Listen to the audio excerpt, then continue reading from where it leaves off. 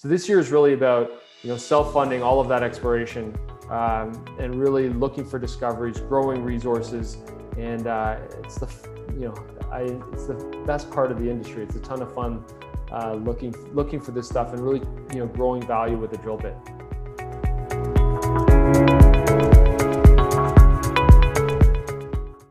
Well, hello, welcome to Assay TV. I'm joined once again today by Brendan Cahill, who is the President, CEO and Director of Excellon Resources.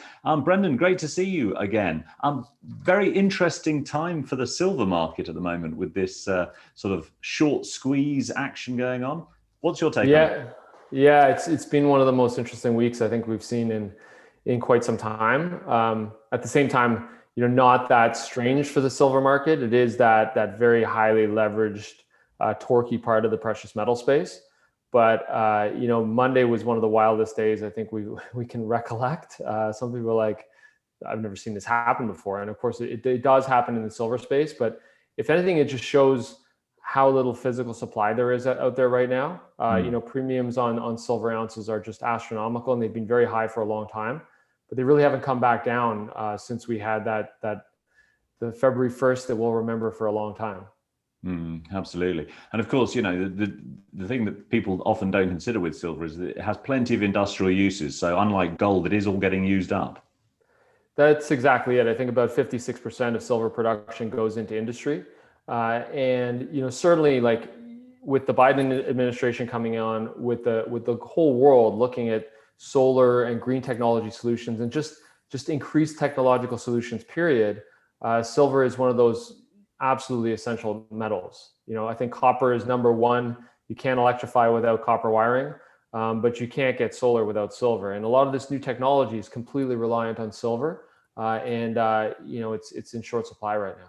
And absolutely, and all this action on the Reddit channels and everything, it's all good publicity for the sector as well. But you've just released your Q4 results. How has 2020 played out for you? I think you had a quarter where you had to sort of shut down production, but overall, how are things looking? Yeah, we did. 2020, very difficult year, I think, for everybody, right? And we're still trying to deal with the aftermath of the pandemic, or the whatever, if intramath is a word. But 2020, so we were shut down in Q2 from April 1st to June 1st. And this was part of the Mexican government's efforts to control the pandemic at that time. Whether that was effective or not, I think for the mining industry, we proved to be part of the solution, in that our people come to work, they're social distance, they're wearing masks, there's temperature checks, testing, and there's just education about how to stay safe. So we are now part of the solution, I think, in terms of controlling the pandemic in Mexico. But despite that quarter of shutdown, we had a very strong year, 1.63 million silver equivalent ounces produced. But most importantly, in the second half of the year, we produced about 1.3 million silver equivalent ounces. So a big part of the production out of the last two quarters, and seeing kind of record tonnage mined from Platosa, very good milling, record tonnage milled or close to. Very good grades, and really seeing a big turnaround in the operation in terms of productivity, and then feeding into the cost profile as well, as we made some of these cost reductions. Absolutely. I mean, just to remind our viewers, you have the producing silver mine at Platosa in Mexico, and you also have some exploration and development assets both in Mexico, in the United States, up in Idaho, and over in Germany. But just to go back to the Platosa mine, you've been doing some exploration there as well, I believe, and had some very promising results from your recent drilling. Yeah, so Platosa, in operation since 2005, Mexico's highest grade silver producer since. So it does have that high grade pedigree, and finding more of that deposit is exactly what we want to do. Right now, we're drilling very intensively from underground. We've got 2 rigs operating from underground right now. Trying to find extensions of the deposit, infill areas that we're going to be mining in the next year to 2 years, but then also trying to find extensions to the deposit. And with the drilling that we released this week, the highlight hole was 4.2 meters of 1170 silver equivalent.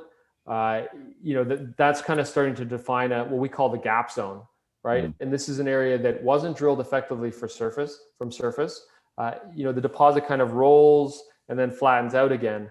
And most of the holes historically were vertically drilled from surface. So trying to find a vertical roll like that pretty difficult to do. But now we have drill drifts underground drilling back into that area, and it's quite a broad area of potential mineralization that's both near term and long term mineable, and we'll start to add to resources over time. The really interesting thing about it, though, is that it connects structurally, geologically, with a new target we have about 250 meters outside of the zone of the deposit. We call it the 1020 zone.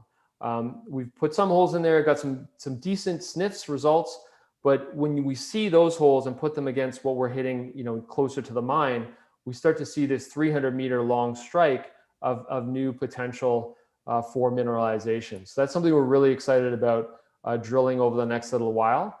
Just doing some permitting so we can set up a rig and really kind of get into the right angles on that mineralization.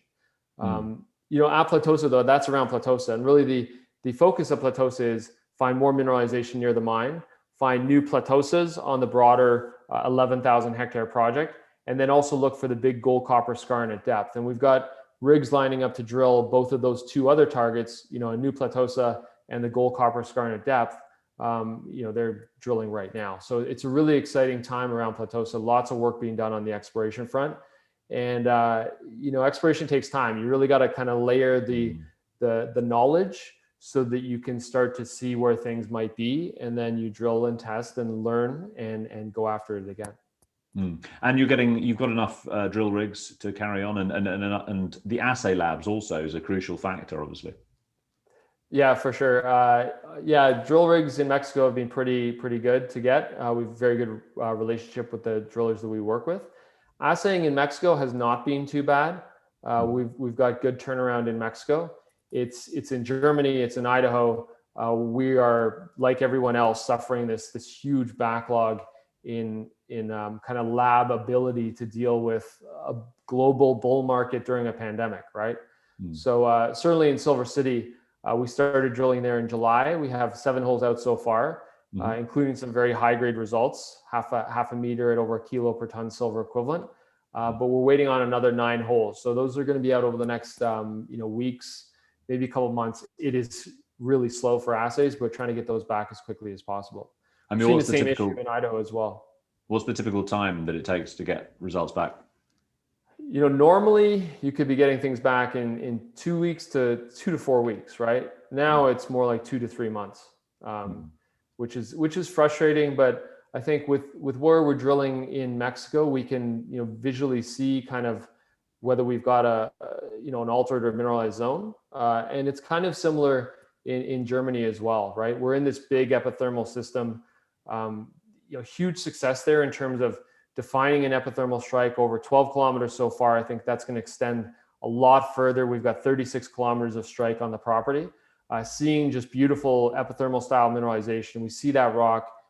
We have a good sense that it's going to run, but then you always got to wait for the assays to come back. And the focus in Silver City for 2021 is really, take the zones that we've hit so far and really start to expand them with to depth along strike. It's important to remember that we were the first ones ever to drill this project, very much first mover in this famous old high-grade epithermal system. But it was really, it was explored by mining, right? There would be an outcrop and you'd mine down and follow it as long as you could back 150 plus years ago. So we're the first ones to drill. So, we've drilled 16 holes so far. We're making discoveries. We're hitting this system. This next 2021 program is going to be really interesting in terms of growing those discoveries and starting to put some conceptual tons on some of these areas. When do you think you might have a sort of resource out on Silver City? That's a while yet. I think we got to go back to 4 targets this year to start to build them out a bit, and then as well as drilling other targets on the property. It's a little bit before we start talking about a resource. We really want to define a discovery first and then move on from there. And in terms of financing all of this drilling, is that all being paid for by Platosa? Yeah, so Platosa is doing pretty well at $26 silver, and hopefully we're over 30 in the next couple months. I think that's a good possibility. So that's our goal, finance from the operation. Of course, if we have a tremendous success, we need to do 100,000 meters of drilling in a year to really define something. Then we would look for financing elsewhere. But right now, that's the great thing about this story. We've got, drilling at Platosa on 3 fronts. Our Evolucion project to the south, we haven't even spoken about, but almost 100 million silver equivalent resource there. That's taking a little bit of a back seat, I think, in the near term. Kilgore, we're in the permitting phase for the next drilling program there. Aim to start drilling in July. A very exciting opportunity to expand that resource and make new discoveries. Gold deposit in Idaho, and then Silver City, aiming to get back drilling there in kind of March, April. We're just working through the planning and permitting right now. So this year is really about self-funding all of that exploration, and really looking for discoveries, growing resources, and it's the it's the best part of the industry. It's a ton of fun looking for this stuff and really growing value with the drill bit. Mm-hmm. Fantastic. Well, it sounds like you've got your hands full there. No wonder evolution is taking a little bit of a backseat, Yeah. while you've still got a pretty decent resource there. Well, I guess there's going to be lots of news flow coming out over the next weeks, months, over the course of the year as you drill out these projects. But thank you very much for joining us today for that update. All right. Thanks very much, Leo. Thanks, Brendan.